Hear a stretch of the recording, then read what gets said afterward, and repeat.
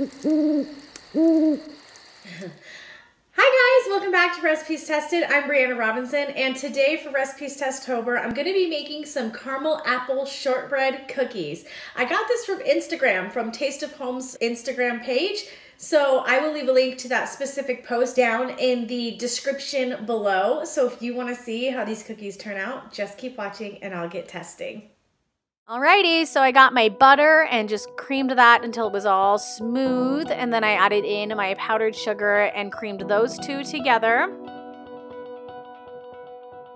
And then I added in my cinnamon and mixed that with the mixture until it was all nice and smooth and soft. And I added in my flour just a little bit at a time, and it was like super crumbly, like really crumbly. I switched to my whisk to help me because it was just not combining.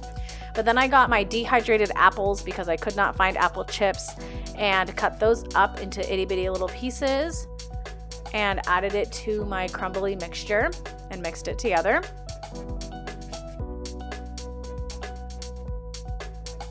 And then I got my plastic wrap so that it could sit in the fridge, and I tried to get this mixture into 2 separate discs so that I could put it in the fridge. I was hoping that it would come together a little bit better, but it was still really dry. But I just did that twice so it could sit in the fridge for an hour.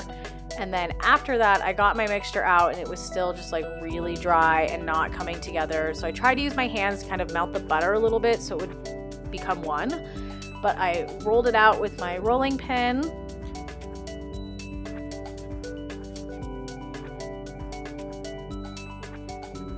And I know that this is a pumpkin cutter, so let's just pretend that it's a big fat apple.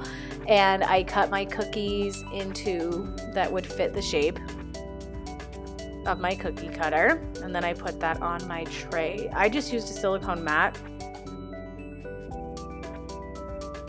And then while it baked, I made my caramel sauce with little caramel, cinnamon, and heavy cream and melted that together.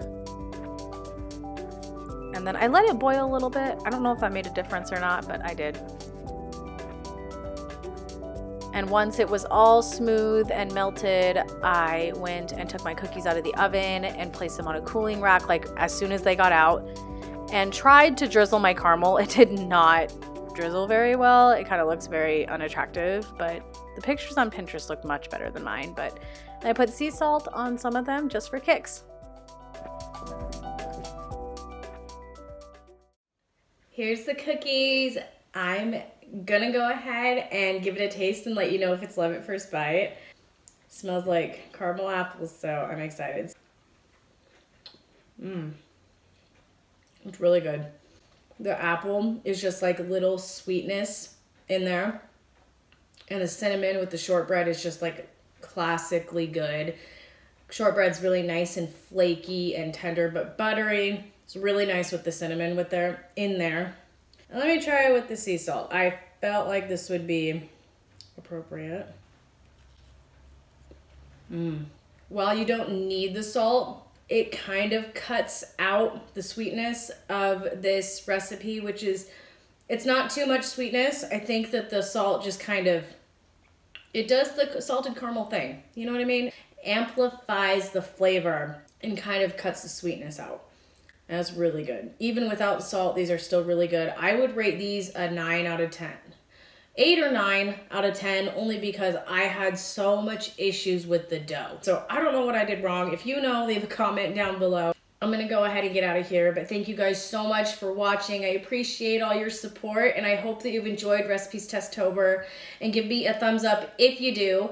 And don't forget to subscribe, and I'll see you guys in my next video. Bye.